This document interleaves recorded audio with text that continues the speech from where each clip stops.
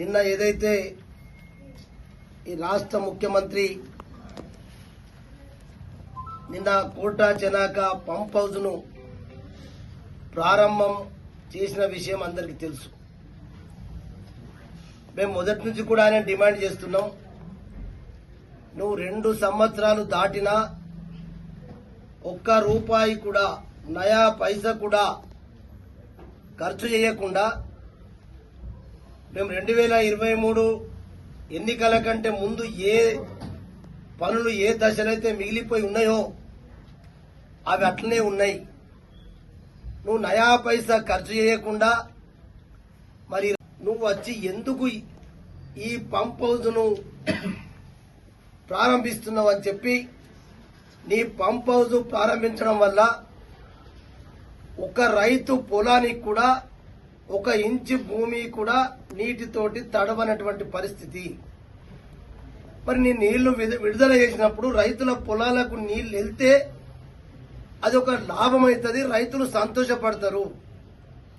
నువ్వు నయా పైసా ఇవ్వకుండా నువ్వు విడుదల చేసిన నీళ్లు రైతుల పొలాలకు 1 ఇంచు కూడా భూమి తడవనటువంటి పరిస్థితి తెలిసి కూడా నిన్న మీరు ప్రారంభోత్సవం చేసినటువంటి పంప్ హౌస్ దగ్గరికి ఈ పాపాల భైరవులు, ఆ ముఖ్యమంత్రి గారు, ఈ స్థానిక ఎమ్మెల్యే గారు ఇద్దరు ఇక్కడ దొంగలు తయారైంది. ప్రజలకు మాత్రం పంచాలు పెడుతున్నాం. ఇంకా ఆఖరి గంట కట్టి ప్రాజెక్టులు కట్టుడేమో మేము, ప్రారంభోత్సవాలు చేసినేమో మీరు. సిగ్గులేదా? సదర్ మాట కట్టింది 396 కోట్లతో కట్టిందే మొత్తం మేము. ప్రారంభోత్సవాలు చేసుడు మీరు, ప్రాజెక్టులు కట్టడేమో మేము. ప్రాజెక్టులు మా గవర్నమెంట్ కడితే ఎవరో ఎప్పుడో చనిపోయిన వ్యక్తులు వాళ్ళ పేరు పెడతారు. రామచంద్రరెడ్డి పేరు చెప్తారట. రామచంద్రరెడ్డి పేరు ఎట్లా చెప్తావా నువ్వు? రామచంద్రరెడ్డి గారు ఈ బ్యారేజ్ మంజూరైనప్పుడు వ్యతిరేకించిండు. ఇది బ్యారేజ్ వేస్ట్, నేను లోయర్ పెనుగంగా ప్రాజెక్టు కడితేనే అప్పుడు నా ఆశయం తీరుతున్నటువంటి చనిపోయిన పెద్ద మనిషి స్వర్గీయ రామచంద్రరెడ్డి గారి పేరట ఇక్కడ పెడతారట.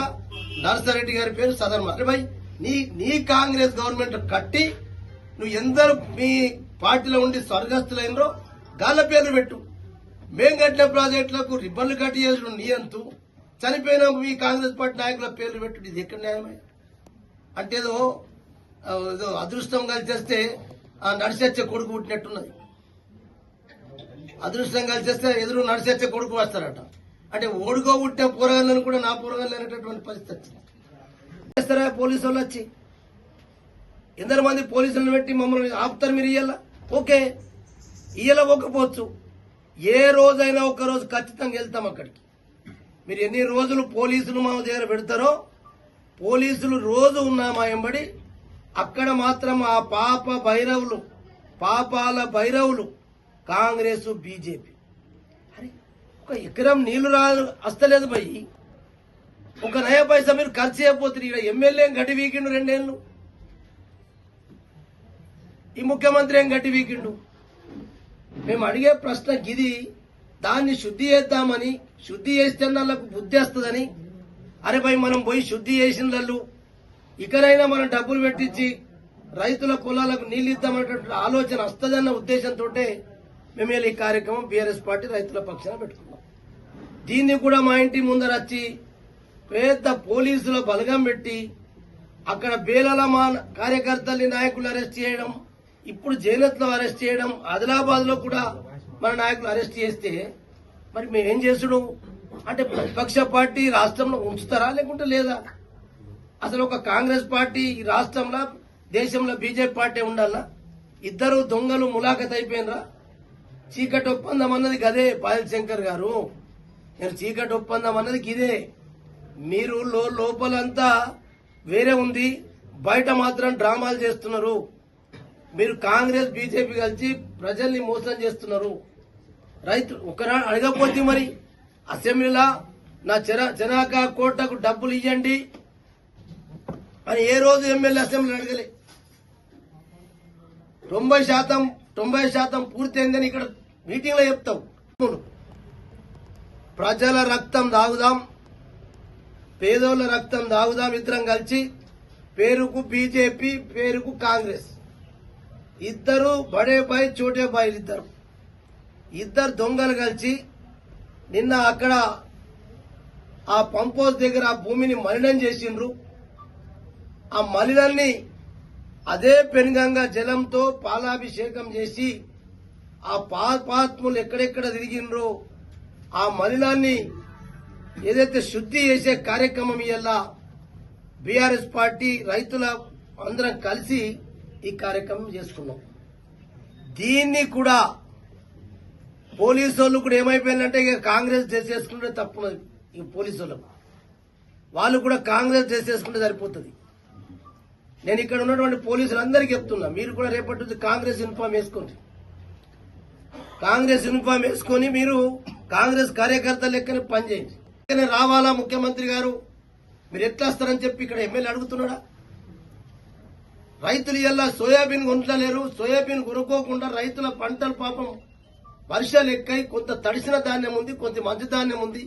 దాన్ని కొనుమని చెప్పి ముఖ్యమంత్రిని ఆదిలాబాద్కి వచ్చినప్పుడు ఈ ఎమ్మెల్యే అడగాల కదా. ఈ దొంగ అడుగుతలేడు. రైతు బంద్ వేస్తలేవు, ఇప్పటికే 2 కిస్తులు ఎగ్గొట్టినావు, 3వ కిస్తు కూడా ఇప్పుడు వేయాలా, ఎందుకు వేస్తలేవు ముఖ్యమంత్రి అని ఈ ఎమ్మెల్యే అడగాల కదా. అంటే మీ చీకటి ఒప్పందం కాదా? మీరిద్దరు కలిసి దొంగలు కలిసి సీసీఐ నమ్ముకుందామని, కాంగ్రెస్ బీజేపీ కలిసి బీఆర్ఎస్ పార్టీని కథం పట్టిద్దామని, ఇవన్నీ మీ డ్రామాలు కావా? ఈ డ్రామాలు ఎన్ని రోజులు? ఇంత బీజేపీ కాంగ్రెస్ ఇద్దరు దొంగలే, ఇద్దరు ఈ రాష్ట్రాన్ని కలిసి దోపిడీ చేస్తారు. ఈ కాంగ్రెస్ బీజేపీ కలిసి ఇప్పటికైనా ప్రజలను అర్థం చేసుకోండి.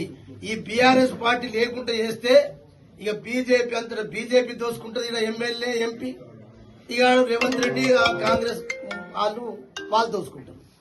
రైతులు మిగిలరు, పేద ప్రజలు మిగిలరు. 6 గ్యారంటీలు లేవు, 420 హామీలు లేవు, ఇక ఏమీ రావు. మనం కాంగ్రెస్ బీజేపీ ఇద్దరిని బొంద పెడితేనే ఈ రాష్ట్రంలో శ్రీరామ రక్ష కేసీఆరే.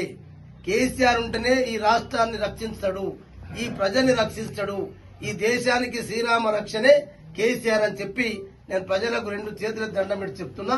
ఈ కాంగ్రెస్ బీజేపీని ఈ మున్సిపల్ ఎన్నికలు ఇద్దరిని బొందబెట్టుండి, ఖచ్చితంగా బీఆర్ఎస్ పార్టీని కారు గుర్తుని గెలిపించుండి. ఇలా చెమటలు ఉడతాయి, సస్తారు.